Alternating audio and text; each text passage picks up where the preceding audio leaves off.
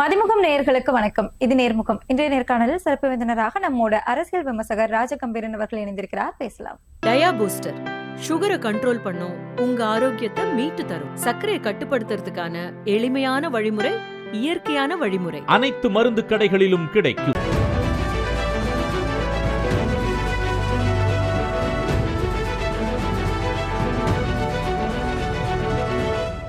வணக்கம் சார். வணக்கம். நேர்முகம் நிகழ்ச்சியில சந்தித்ததுல ரொம்ப மகிழ்ச்சி சார். 2 நாளா ஷாக்கு மேல ஷாக்கு நமக்கு திமுக தரப்புல இருந்து கொடுத்துக்கிட்டே இருக்காங்க. தேமுதிக போய் இணைஞ்சாங்க. அதுக்கு அடுத்த நாளே பலகோடியோட ஓபிஎஸ் போய் முதலமைச்சரை போய் சந்திச்சுட்டு வந்திருக்கிறாரு. என்ன நடக்குது சார்? தமிழ்நாட்டு அரசியலை பொறுத்தவரையில அது எங்கு ஒரு வழிப்பாதையாக மாறிக்கொண்டிருக்கிறது. ஏன்னா வெற்றி பெறுவதற்கான சாத்தியக்கூறுகளோடு என்டிஏ கூட்டணி இல்லை. அது அதிமுக கூட்டணின்னு கூட அவங்களால சொல்ல முடியல. எடப்பாடி பழனிசாமியின் தலைமையில் இருக்கக்கூடிய கூட்டணி என்று கூட அவர்களால் பேச முடியல. அது என்றைக்கு அமித்ஷா முடிவு செய்து சிபிஐ விசாரணையின் வழியாக மிரட்டப்பட்டு டிடிவி தினகரன் மாதிரி ஆட்கள்லாம் சேர்க்கப்பட்டு அது என்டிஏ கூட்டணின்னு சொன்னதற்கு பின்பு ஒரு டம்மி பீஸா எடப்பாடி பழனிசாமியை மாத்திட்டாங்களோ அப்படின்னு நினைக்கக்கூடிய அளவுக்கு, நம்ம நினைக்கிறதல்ல, அதிமுக காரர்களே நினைக்கக்கூடிய அளவிற்கு ஒரு வலிமை மிக்க தலைவர் அப்படி ஏற்கனவே அதிமுகனாலே ஒரு பெரிய ஒரு இமேஜ் பில்டப் இருக்கும். பயங்கரமா எம்ஜிஆர் ஜெயலலிதாக்கெல்லாம் அப்படி ஒரு பில்டப் இருந்துச்சு. அந்த இமேஜை தரமட்டமாக்கிட்டாரு எடப்பாடி பழனிசாமி. கட்சியினுடைய தனித்தன்மையை அவர் காப்பாற்ற தவறிட்டார். கட்சியினுடைய தனித்தன்மை தான் இந்த துண்டனை ஈர்க்கக்கூடிய சக்தி. ஒரு அரசியல் கட்சியை வைத்து அத்தனை பேருமே ஆதாயம் அடைய முடியாது. கடைநிலையில இருக்க ஒரு தொண்டனா இருக்கிறவன், கரவேட்டி கட்டுறவன் எல்லாருமே இந்த கட்சி ஏதாவது கொடுக்குங்கிறக்காக கரவேட்டி கட்டுறது அல்ல. அவன் கட்சியின் மீது இருக்கிற விசுவாசம், ஒரு தலைமையின் மீது இருக்கிற விசுவாசம், அந்த தலைமை பண்புக்கு ஒரு தகுதியற்றவராக ஒரு குறுக்கு வழியில புகுந்து அந்த இடத்தை கூவாத்தூர் வழியா கைப்பற்றி எடப்பாடி பழனிசாமி ஒரு லீடர்ஷிப்கான குவாலிட்டி இல்லாதவரு. லீடர்ஷிப்கான குவாலிட்டி இல்லாதவரை எதுக்கு எதிர்கட்சி தலைவரா வரணும் அப்படின்னு சொல்லிட்டு திமுகவே விரும்புது. இல்ல, திமுக விரும்புறதல்ல, அது முதலமைச்சர் அதிமுக இல்ல அதிமுகவினுடைய, அதாவது திராவிட கட்சி திமுகவிலே இருந்து பிரிந்து சென்ற கட்சிகள் வரிசையில முதன்மையானது அதிமுக. திமுகவில், ஏன்னா அது அடிப்படையில் திராவிட கட்சி. அங்கு இருந்தவர்கள் தான் அந்த தலைமையின் மீது அதிருப்தி உற்றவர்கள், மாற்று கருத்தை முன்வைத்தவர்கள், முரண்பட்டவர்கள். அவர்களுக்கான ஒரு மாற்று புகலிடமாக அது இருந்தது. அண்ணாவின் தம்பிகளாக இருந்த நாவலர் நெடுஞ்செழியன் போன்ற மூத்த தலைவர்கள் கூட அதிமுகவுல முதன்மை பொறுப்புகள் வைத்திருக்கிறாங்க. கட்சியினுடைய ஒரு முதன்மையான ஆட்களாக பல பேர் இருந்திருக்கிறாங்க. அப்ப அதற்கு கடந்த காலங்களிலே ஒரு கொள்கை வடிவம் அதற்கு இருந்தது. அதனால திமுக எதையெல்லாம் செய்கிறதோ அதற்கு போட்டியா நீங்க ஒரு மருத்துவக் கல்லூரியை கட்டினா நாங்க ஒரு மருத்துவக் கல்லூரி கட்டுவோம், நீங்க சத்துணவு திட்டம் கொண்டு வந்தா, இந்த அதிமுக ஆட்சி ஒரு சத்துணவு திட்டத்தை கொண்டு வந்தா திமுக ஆட்சியில ஒரு காலை உணவு திட்டம் வரும். எல்லாவற்றிலையுமே அதிமுகவும் திமுகவும் அடித்து கொண்டால் தமிழ்நாட்டுக்கு ஆதாயம். நலத்திட்டங்கள் வந்துகிட்டே இருக்கும். ஜெயலலிதா மிக்சி கிரைண்டர் கொடுக்குறேன் அப்படின்னு சொன்னாங்கன்னா நான் வண்ண தொலைக்காட்சி பெட்டி வழங்குறேன் அப்படின்னு திமுக அரசு சொல்லும். அவங்க ஒரு போட்டி இருக்கும், அதுக்குள்ள அந்த போட்டி ஆரோக்கியமானதா இருக்கும். அதை நோக்கி பயணிக்கிற. இப்ப லேப்டாப் கொடுத்தாங்க, அவங்க கடந்த காலங்களில் நாங்க தான் கொடுத்தோம் அப்படின்னு சொன்னாங்க. இப்ப லேப்டாப் கொடுத்தாங்க. அப்ப இதனோட நலத்திட்டங்களிலே போட்டி போடக்கூடிய இடத்துல கடந்த காலங்களிலே அதிமுகவும் திமுகவும் சமதளத்துல இருந்தது. அந்த அளவுக்கு ஒரு எதிர்கட்சி வேணும், நம்ம போட்டி போடுற அளவுக்கு வேணும் அப்படிங்கிற இடத்துல இருந்துச்சுல, அது சரிந்து விட்டது. நான் அடிக்கடி சொல்லுவேன், ஒரு நதிக்கு 2 கரைகளை போலத்தான் அதிமுகவும் திமுகவும். ஒரு கரை உடைக்கப்பட்டு விட்டது. பாஜக ஒரு கரையை உடைச்சு விட்டான். இப்ப என்ன ஆயிடுச்சுன்னா, எல்லாவற்றையுமே ராயப்பேட்டையில சென்னையினுடைய அதிமுகவின் தலைமை அலுவலகமாக இருக்கக்கூடிய எம்ஜிஆர் மாளிகையிலே முடிவு செய்ய வேண்டியதை எல்லாம் டெல்லியிலே முடிவு செய்கிறார். செங்கோட்டையனுக்கு ஒரு பிரச்சனை டெல்லிக்கு போறாரு. ஓபிஎஸ்க்கு ஒரு பிரச்சனைனா டெல்லிக்கு போறாரு. கடந்த காலத்துல, இப்ப அவங்க எல்லாம் இப்ப இல்ல சொல்றேன். என்ன பிரச்சனைனாலும் டெல்லி தான் முடிவெடுக்குது அப்படின்னா இந்த கட்சி அகில இந்திய கட்சி சொல்லிக்கலாமே தவிர இது மாநில கட்சி தானே. நீங்க எமர்ஜென்சியில மாநில கட்சின்னு சொன்னா கலைச்சு விட்டுருவாங்க கட்சிய அப்படின்னு எம்ஜிஆருக்கு சொல்லியிருக்காங்க. உடனே அவர் அகில இந்திய சேர்த்துட்டாரு. அண்ணா திராவிட முன்னேற்ற கழகம் தான் அது. ஆனா அது அகில இந்தியா, அகிலத்துக்குள்ளதான் இந்தியா இருக்கு, இந்தியாவுக்குள்ளதான் தமிழ்நாடு இருக்குன்ற மாதிரி ஒரு அழகான பேரை சூட்டிட்டாங்க. அப்படி அப்ப அகில இந்திய அண்ணா திராவிடம் இப்ப எல்லாத்தையுமே டெல்லி முடிவு செய்யுது. அப்ப எடப்பாடி பழனிசாமிக்கு என்ன ஆளுமை இருக்கு? என்டிஏ கூட்டணியோட தலைமையே வருதானே அப்படின்னு எங்க சொல்றாங்க? யார்? அவரே சொல்லிக்கிறார். அவர் சொல்லிக்கிறாரு, நயினா நாகேந்திரன் சொல்லிக்கிறாங்க, அமித்ஷா வந்தும் சொல்லிக்கிறாங்க. எல்லாருமே தமிழ்நாட்டுக்குள்ள இருக்க நிலைமை என்னன்னா, ஏற்கனவே பிஜேபியோட கூட்டணி போன காலகட்டங்கள்ல அதிமுக எல்லாம் கூட்டணி போகும்போதெல்லாம் மோடி படத்தை மூடி வச்சிருவாங்க. மோடி நீ இப்ப பார்க்க கூடாது மோடின்றாங்க. ஏன் தெரியுமா? அந்த பார்த்தா அந்த முகத்தை பார்த்தா ஓட்டு போட மாட்டாங்க. தமிழ்நாட்டினுடைய அரசியல் என்பது எப்பொழுதுமே என்னன்னா, இந்தியா முழுமைக்கும் பாஜக ஆட்சி செய்தாலும் தமிழ்நாட்டிலே அது சித்தாந்த ரீதியாக அது ஒர்க் அவுட் ஆகாத கட்சி. அதுக்கு அவங்களே நம்பல, நம்ம ஜெயிச்சிருவோம், நம்ம நல்லா வந்துருவோம்னு பாஜகவே நம்பல. நம்பி இருந்தா பட்ஜெட்ல தமிழ்நாட்டிற்கு வந்து நிதியை தந்திருப்பாங்க. அதனால தமிழ்நாட்டு அரசியலிலே பரபரப்பு என்பது ஏற்கனவே வந்து என்டிஏ கூட்டணியில இருந்தவர்கள், அதிமுக கூட்டணியில இருந்தவர்கள்லாம் பிச்சுக்கிட்டு ஓடிடுறாங்க. இப்ப தேமுதிக ஒரு தேர்தலை மட்டும் இந்த திமுக கூட்டணிக்கு வராமல் போயிருந்தா அந்த கட்சியினுடைய அங்கீகாரம், அந்த கட்சியினுடைய எதிர்காலம் எல்லாமே பாழா இருக்கும். அதனால மிகச் சரியான நேரத்துல வந்து பழம் நழுவி பாலில் விழுந்ததுன்னு கடந்த காலத்துல சொன்னாங்க இல்லையா, சரியான நேரத்துல அந்த முடிவை எடுத்திருக்காங்க. அதற்கு அவங்க பிரேமலதா சொன்ன முக்கியமான தகவல் என்னன்னா, எங்கள் கட்சியினுடைய மாவட்ட அளவிலே பல ஊர்களிலே போய் நான் வந்து நிர்வாகிகளிடத்திலே கருத்து கேட்ட போது அத்தனை பேரும் வந்து திமுக கூட்டணிக்கு போங்க. ஏன்னா அதிமுக கூட்டணி நம்ப வச்சு கழுத்தறுத்துட்டான், ஈர துணியை போட்டு கழுத்தறுத்தது மாதிரியே எங்களை நம்பிக்கை துரோகம் செய்து விட்டார்கள், ராஜ்யசபா தரேன்னு சொல்லி ஏமாத்திட்டாங்க எங்களை. இந்த தடவை தரேன்னு அவங்க வந்து ப்ராமிஸ் பண்ணியிருந்தாங்க இல்லையா. எடப்பாடி பழனிசாமி சொல்லுகிற வாக்குறுதிகளை தண்ணியில கூட எழுதி வைக்க முடியாது. தண்ணியில எழுதுனா அது நினைக்காது, அதுல கூட எழுதி வைக்க முடியாது. அதை அனுபவத்திட்டு அவங்க வந்து ஐயோ விட்டா போதும் சாமி அப்படின்னு ஓடியாந்துருக்காங்க. அப்ப இல்ல என்னதான் இருந்தாலும் 11, 19, 24 இவங்களுக்கு கை கொடுத்தது விஜயகாந்த் இருக்கும் போதும் சரி, இல்லாத போதும் சரி, கை கொடுத்தது அதிமுக தானே. அது கிடையாது. அதாவது நீங்க 2005 தேமுதிக தோன்றுகிறது. மதுரையில அந்த கட்சியினுடைய முதல் மாநாட்டுல தொடக்க விழா நடக்குது. 2006 தேர்தலை சந்திக்கிறாங்க. முதல் தேர்தலிலேயே 8.7% வாக்கு வங்கி போடுறாங்க. அடுத்து மறுபடியும் 2011 தேர்தல்ல நடுவுல ஒரு நாடாளுமன்ற தேர்தல் கிராஸ் ஆகுது. நாடாளுமன்ற தேர்தல்ல ஒரு 11% கிட்ட வந்துட்டாங்க. 10.9 அப்படி வந்துட்டாங்க சதவீதத்துக்கு. 10% கடந்த உடனே தமிழ்நாட்டு அரசியலிலே திமுகவுக்கும் அதிமுகவுக்குமான வேறுபாடு இருக்குல்ல, சதவீத வேறுபாடு, அத வந்து யார் பக்கம் அவர் தேமுதிக சேருகிறதோ அந்த பக்கம் தான் ஆட்சி அமைக்க முடியுங்கிற ஒரு நிலைமையை உருவாக்கிட்டாங்க. அப்ப திமுகவிலையும் பேச்சுவார்த்தை நடத்திக்கிட்டு அதிமுகவிலையும் பேச்சுவார்த்தை நடத்திக்கிட்டு ரெண்டு பக்கமும் இருந்தவங்க திடீர்னு என்ன பண்ணிட்டாங்க, ஜெயலலிதா பக்கம் அதிமுக பக்கம் போயிட்டாங்க. போனா எதிர்கட்சி தலைவர் வரைக்கும் 41 சீட்டு கொடுக்குறாங்க, 29 எம்எல்ஏக்கள் வெற்றி பெறாங்க. எதிர்கட்சி தலைவரா வந்துட்டாரு. 100 நாள் கூட கூட்டணி நீடிக்கல. இப்ப நீங்க திமுகவோடு கம்யூனிஸ்ட் கட்சி கூட்டணியில இருக்கிறது, மறுமலர்ச்சி திமுக கூட்டணியில இருக்கிறது, விசிகா கூட்டணியில இருக்கிறது, இந்திய யூனியன் முஸ்லீம் லீக் கூட்டணியில இருக்கிறது, மனிதநேய மக்கள் கட்சி கூட்டணியில இருக்கிறது, தமிழக வாழ்வுரிமை கட்சி கூட்டணியில இருக்குது அப்படின்னா இதுக்குள்ள ஒரு கொள்கை ரீதியான ஒரு பந்தம் இருக்கும், ஒரு அடிப்படை கருத்து ஒற்றுமை இருக்கும், ஒரு சமூக நீதி கோட்பாடு இருக்கும், மதச்சார்பற்ற தன்மை இருக்கும், பல மாறுபட்ட கருத்து இருக்கும். ஆனால் அதை கடந்து ஒரு பொது நோக்கம்ங்கிறது ஒண்ணு இருக்கும், ஒரு பாண்டிங் அதுக்குள்ள இருக்கும். இங்க அதிமுக நீங்க பாத்தீங்கன்னா எடப்பாடி பழனிசாமியே சொல்றாரு, கொள்கை வேறு கூட்டணி வேறு. அப்படின்னா என்ன அர்த்தம்? எங்களுக்கும் கொள்கைக்கு சம்பந்தம் இல்லப்பா, ஏதாவது கேட்டுறாதீங்க அப்படிங்கறத மறைமுகமா சொல்றதானே. எங்களுக்கும் கொள்கைக்கா சம்பந்தமே கிடையாது, அவங்க கொள்கை வேற எங்க கொள்கை வேற அப்படின்னு சொல்ல ஒரு முயற்சிறாரு. ஆனா நடைமுறையில் என்னவா இருக்கிறாங்கன்னா, திருப்பரங்குன்றத்துல அவங்க சர்வே கல்லுல தான் தீபம் ஏத்தன்னு சொன்னா, ஆமா ஆமா அந்த பின்பாட்டுக்காரன் வில்லுப்பாட்டுக்காரங்க பாடும்போது, ஆமா அவர் நடந்து சென்றார், ஆமா இவர் நடந்து சென்றார், அவர் அவரை பார்த்தார், இவர் இவரை பார்த்தார், ஆமா அவர் இவரை பார்த்தார் அப்படி பாடுவாங்க பின்னாடியே. அதே வில்லுப்பாட்டுக்காரங்க பின்பாட்டுக்காரங்க மாதிரி அதிமுக காரங்க மாறிட்டாங்க.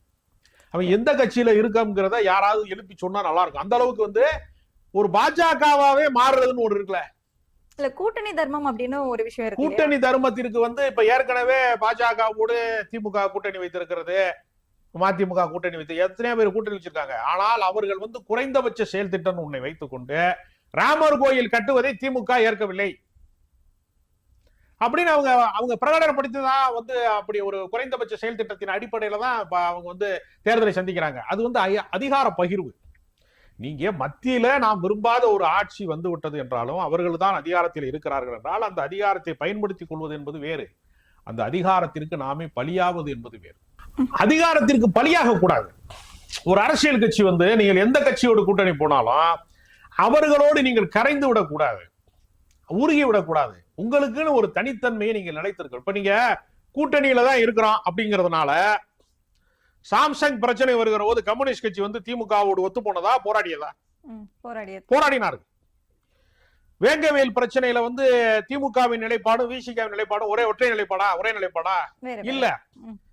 வேங்கவேலுக்கு அவங்க போராடுறாங்க. இப்ப இவன் என்ன சொல்றான்னா, அதாவது சாதி வந்து 2000 வருஷத்து அடிமைத்தனம், அது திமுகவால உருவாக்கப்பட்டது அல்ல. தீண்டாமை என்பது திமுகவின் கொள்கை அல்ல. திமுக அதுக்கு எதிரான கொள்கை தான். தீண்டாமைக்கு எதிரான கொள்கை கொண்டவர்கள், சனாதனத்துக்கு எதிரான கொள்கை கொண்டவர்கள். ஆனா மக்கள் அப்படி இருப்பானா? ஒரு ஆட்சி மாறுவதன் மூலமாக சாதி அழிந்து விடுமா? ஒரு ஆட்சி வருவதன் மூலமாக சாதி அழிஞ்சிருப்பானா? அழியாது. அது மக்கள் மனதில் இருக்கு. அப்ப அவர்கள் மாற்று கருத்து என்று வருகிற போது போராடுறாங்கல்ல. நீ அதிமுக வந்து என்ன செய்யணும்? நீனு தமிழ்நாட்டுக்கு நிதி தர மறுக்கிறார்கள்னா குரல் கொடுக்கணும். எங்களுக்கான நிதியை கொடுங்க. எப்படா தேர்தலில் போய் நாங்க சந்திக்கிறது? நிர்மலா சீதாராமன் மாதிரி ஒரு நிதி அமைச்சரை காமிச்சு ஓட்டு வாங்கி ஜெயிக்க முடியுமா? முதல்ல நிர்மலா சீதாராமன் வந்து வாய்ஸ் கொடுத்தாலே பாஜக மட்டும் இல்ல, தமிழ்நாட்டில் அதிமுகவும் சேர்ந்தே அழிஞ்சிரும். அமித்ஷாவை கொண்டு வந்து அப்பப்ப காமிச்சாங்கன்னா போதும், மொத்த கூட்டணி காலியாயிரும். என்டிஏ கூட்டணியை அழிப்பதற்கு, தோற்று போக செய்வதற்கு திமுக எந்த முயற்சியும் பண்ண தேவையில்லை. இவங்க சுற்றுப்பயணம் பண்ணா முடிச்சிடும். இல்ல 3 தடவை மார்ச்லயே மோடி அவர்கள் தமிழகத்துக்கு 8 முறையில வந்தாரு நாடாளுமன்ற தேர்தல்ல. இந்த தடவை 3 தடவை 8 முறை வந்ததுக்கு 40 தொகுதி ஜெயிச்சிருக்காங்க. 3 முறை வரணும், கூடுதலா வரணும்னு கோரிக்கை வைக்கணும்.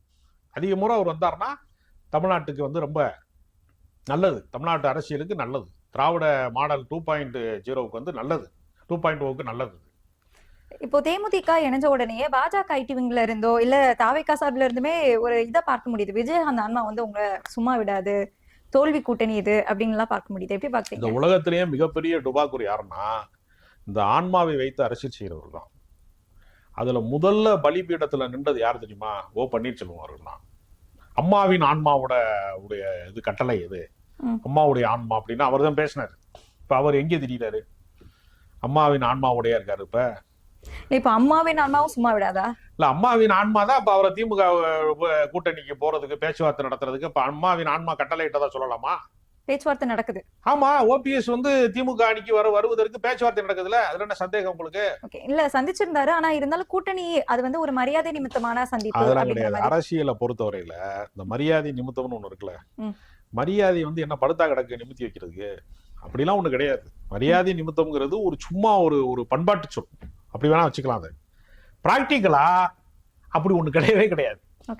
2 அரசியல் தலைவர்கள் சந்திக்கிற போது அரசியல் பேசாம இன்னைக்கு என்ன காலையில என்ன டிஃபன் சாப்பிட்டீங்க, உங்க வீட்டுல அவியெல்லாம் நல்லா பண்ணுவாங்களான்னு கேட்பாங்க, அடை விடுவாங்களா உங்க வீட்டுல அப்படின்னா கேட்பாங்க, ஸ்வீட் சாப்பிடுவீங்களான்னு கேட்பாங்க. அது கிடையாது. கண்டிப்பாக கூட்டணியை பற்றி தான் பேசுறாங்க. இப்போ ஓ பன்னீர்செல்வத்திற்கான வாசல் அடைக்கப்பட்டு விட்டது. அதிமுகவுல அவர் எவ்வளவு சொல்றாரு, எனக்கு எந்த பதவியும் வேணாம், என்னைய ஒரு டம்மி பீஸா கூட வச்சுக்கோங்க, நான் ஒரு சாதாரணமா கூட வச்சுக்கோங்க, ஒரு அவைத்தலைவர் மாதிரி கூட வச்சுக்கோங்க, இல்ல எனக்கு பதவியே கொடுக்க வேணாம், நான் கடைசி வரைக்கும் கட்சிக்காரனா வாழ்ந்துட்டு போறேன், நான் 3 முறை இடைக்கால முதலமைச்சரா இருந்துட்டேன், சட்டமன்ற உறுப்பினரா இருந்துட்டேன், அமைச்சரா இருந்துட்டேன், எல்லாம் பார்த்துட்டேன், கட்சி பொருளாளரா இருந்துட்டேன், இதுக்கு மேல வந்து நான் போய் இன்னொரு கட்சியை தொடங்கவோ இன்னொரு கட்சியில சேரவோ என்னைய வந்து விடாதீங்க, தயவு செய்து என்னை அதிமுகவில் சேர்த்துக் கொள்ளுங்க, ஏன் கூட இருக்கிறவர்களுக்கு மட்டும் ஏதாவது பொறுப்பு கொள்ளுங்கன்னு சொல்லிட்டாரு. எடப்பாடி பழனிசாமிக்கு அவர் யாரையுமே நம்ப மாட்டார். எடப்பாடி பழனிசாமியுடைய மாபெரும் சிறப்பு என்னன்னா, அவர் நிழல் கூட வர்றதே அவர் சந்தேகப்படுவார். நம்மளை யாரோ வேவு பார்க்குறாங்களோ அப்படி சந்தேகப்படுவார். அதனால எடப்பாடி பழனிசாமி தன்னுடைய, அதாவது தகுதியற்றவர் ஒருவர் தலைமைக்கு வந்தா தன் நாற்காலி எப்ப வேணாலும் களவு போயிடும். ஏன்னா அதுவே நம்மளே தூக்கிட்டு வந்த நாற்காலி தானே, நம்மளே களவாண்ட நாற்காலி தானே. அது யாராவது தேர்வு செய்தார்களா? முறைப்படி வந்து எடப்பாடி பழனிசாமி எங்களுக்கு முதலமைச்சராக யாராவது ஓட்டு போட்டாங்களா? ஜெயலலிதாவுக்கு போட்ட ஓட்டுல 3 முதலமைச்சர் நமக்கு கிடைச்சாங்க, எக்ஸ்ட்ரா 2 முதலமைச்சர் கிடைச்சாங்க. 1 வாங்கினா 1 இலவசம் ஆஃபர் போடுறாங்கல்ல, ஒரு சட்டை வாங்கினா 2 சட்டை இலவசம் அப்படிலாம் போடுறாங்கல்ல, ஆடி ஆஃபர் எல்லாம் போடுறாங்கல்ல. ஆடி தள்ளுபடியில வந்தவர் தான் எடப்பாடி. எடப்பாடி வந்து ஒரு தள்ளுபடி, அரசியல் தள்ளுபடியில வந்தவர். கூவத்தூர் வழியாக, அது கூவத்தூருக்கும் ஜனநாயகத்துக்கு ஏதாவது சம்பந்தம் இருக்கா?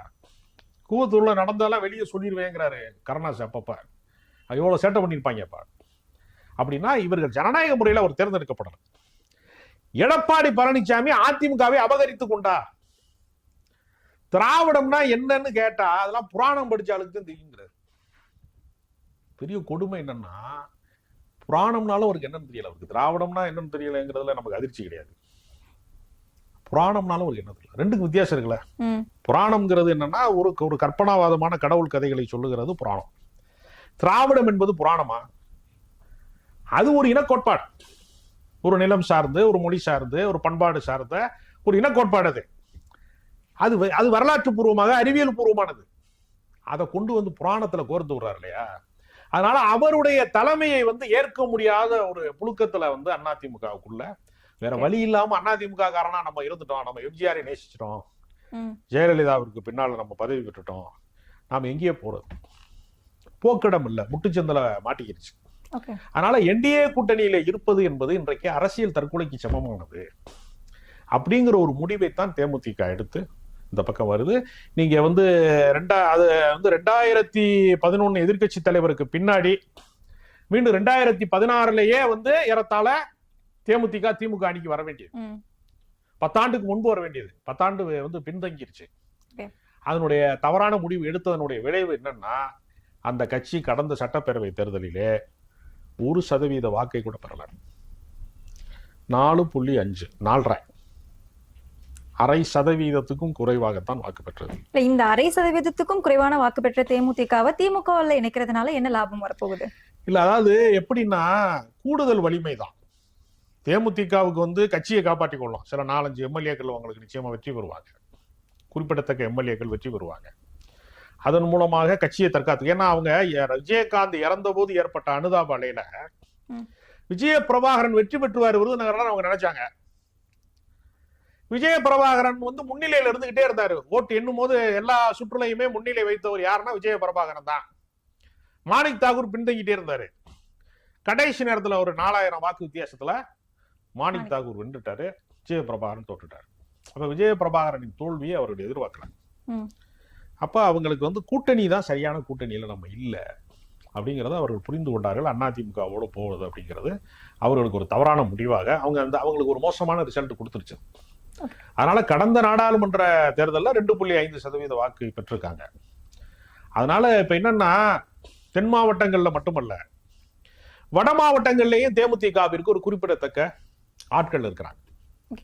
ஏன்னா அவர் வென்றதே, விஜயகாந்த் சட்டமன்ற உறுப்பினரா வென்றதே நீங்க பாத்தீங்கன்னா முழுக்க வட மாவட்டங்கள்ல தான்.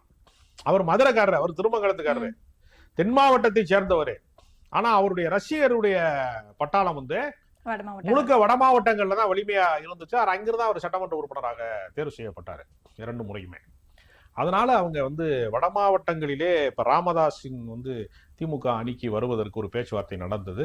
அது விசிக வெளியே போயிருங்கிறதுனால நீண்ட நாள் கூட்டணியில் இருக்கக்கூடிய தோழமை கட்சியை விட்டுக் கொடுக்க கூடாது என்கிற அடிப்படையில ராமதாஸுக்கான கதவு சாத்தப்பட்டு விட்டது. அதை பூர்த்தி செய்வதற்கு, நிவர்த்தி செய்வதற்கு தேமுதிக பயன்படும். இன்னொன்னு, தென் மாவட்டங்களிலே தெலுங்கு மொழி பேசக்கூடியவர் இருக்காங்கல்ல, அவங்களுடைய பேராதரவு இன்றைக்கு தேமுதிக இருக்கு. ஏன் இதை நான் குறிப்பிட்டு சொல்றேன்னா, மொழி சிறுபான்மை மக்களாக இருக்கக்கூடியவர்களை, அவர்கள் தமிழர்கள் அந்த நிலம் சார்ந்தவர்கள் அல்ல, அவர்கள் இந்த மண்ணிலே வாழலாம், ஆளக்கூடாதுன்னு ஒரு கட்சி கத்திக்கிட்டே கிடக்கு. ஒரு இனவெறி கோட்பாட்டை தமிழ் தேசியத்தின் முகமூடி அணிந்து கொண்டு சீமான் போன்றவர்கள் மொழி சிறுபான்மை மக்களை பகைவர்களாக காட்டுறான். அப்படி பகைவர்களாக கட்டமைப்பதன் மூலமாக அவர்கள் அந்த தெலுங்கு மொழி பேசுறவங்களோ, சௌராஷ்டிரா மொழி பேசுறவங்களோ, உருது மொழி பேசுறவங்களோ தங்களை பாதுகாப்பற்ற ஒரு அரசியல் சூழலுக்கு தள்ளப்படுறாங்க. அப்ப அவங்க நம்பிக்கையாக பார்க்கிற இடத்துலையும் தேமுதிக இருக்கிறார்.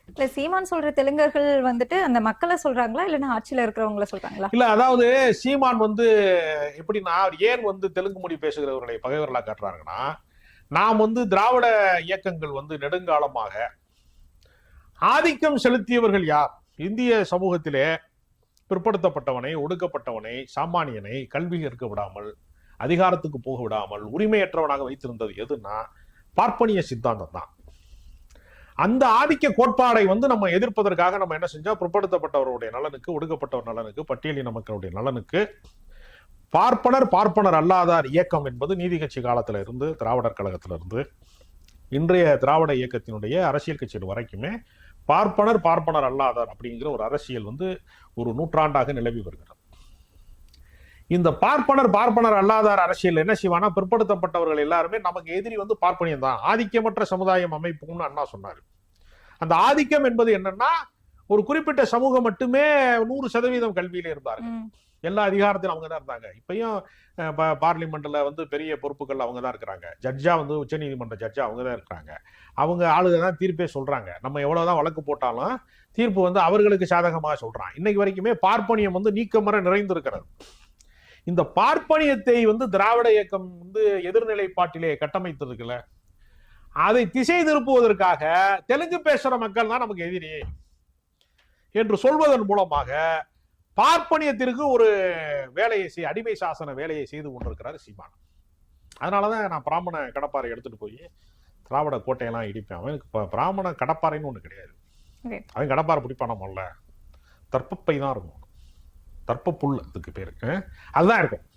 அதனால அவங்களுக்கு வந்து கடப்பாறைக்கு அவங்களுக்கு சம்பந்தம் கிடையாது, அவங்க ஆயுதத்துக்கு அவங்களுக்கு சம்பந்தம் கிடையாது. அவங்க சூழ்ச்சிக்காரர்கள், சூழ்ச்சியின் வழியாக குறுக்கு வழியில தான் வென்றிருக்கானே தவிர அவன் ஒரு நாளும் நேருக்கு நேரம் நிற்க மாட்டான். சகுனிகள் ஒருபோதும் நம்மை போருக்கு அழைப்பதில்லை, மாறாக அவர்கள் நம்மை சூதுக்கு அழைக்கிறார்கள். சகுனி மேலதான் பார்ப்பானே தவிர ஒருபோதும் அவனை பார்ப்பான், எல்லாரையும் சமமா பார்ப்பான்னு சீமான் பேசுறாரு. சீமானை வந்து எங்கேயாவது சமமா பார்த்திருப்பாங்களா? குருமூர்த்தியின் பாராட்டை பெற்றவரா சீமான் மாறிட்டார்.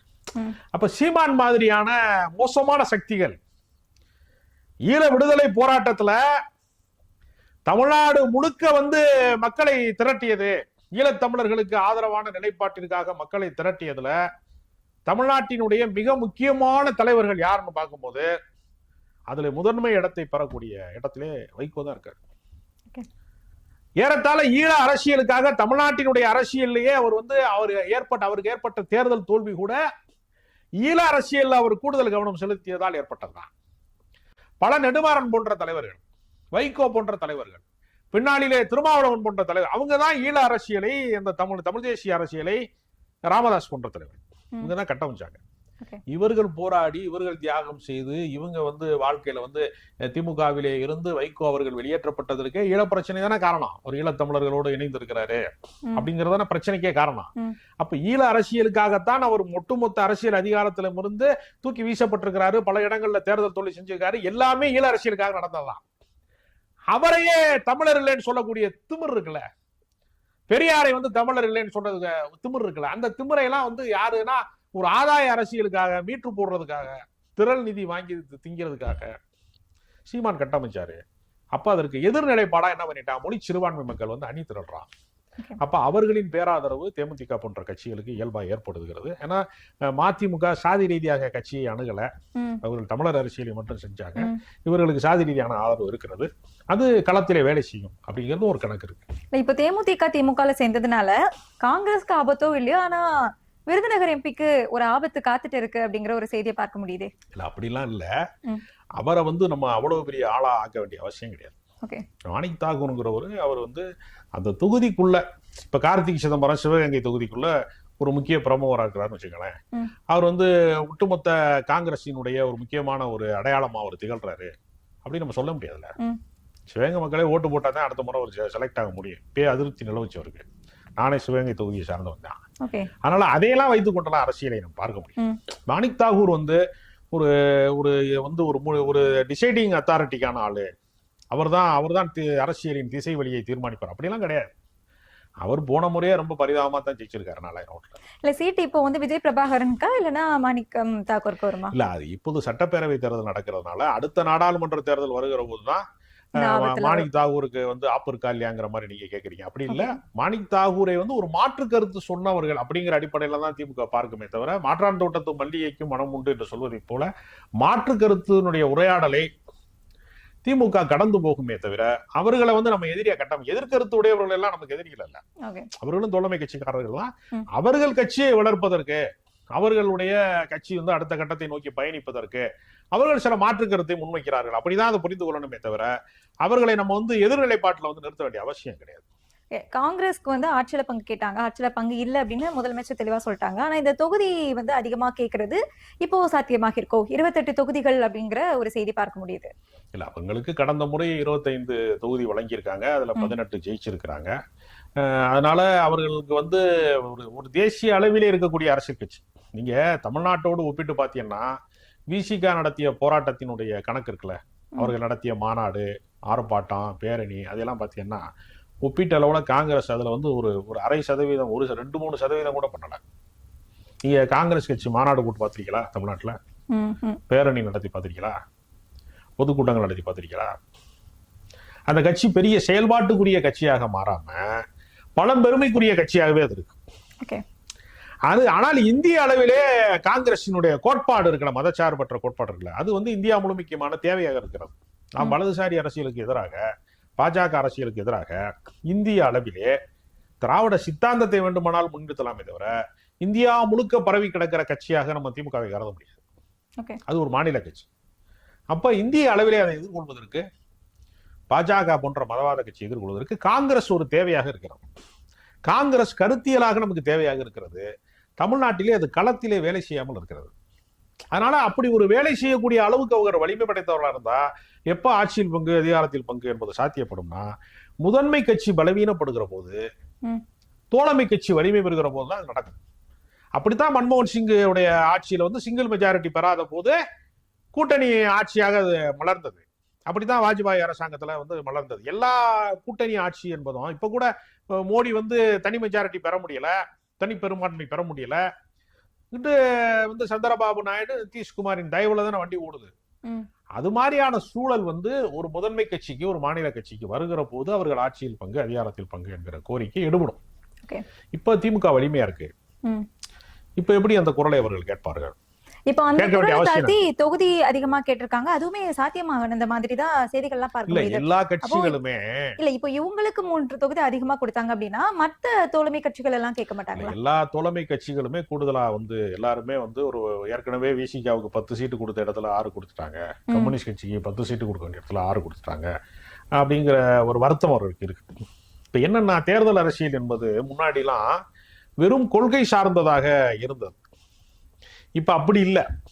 இப்ப களத்துல என்னவா இருக்குன்னா, சீட்டு சார்ந்ததா இருக்கா, பட்டுவாடா பண்றது மாதிரி மாறிடுச்சு.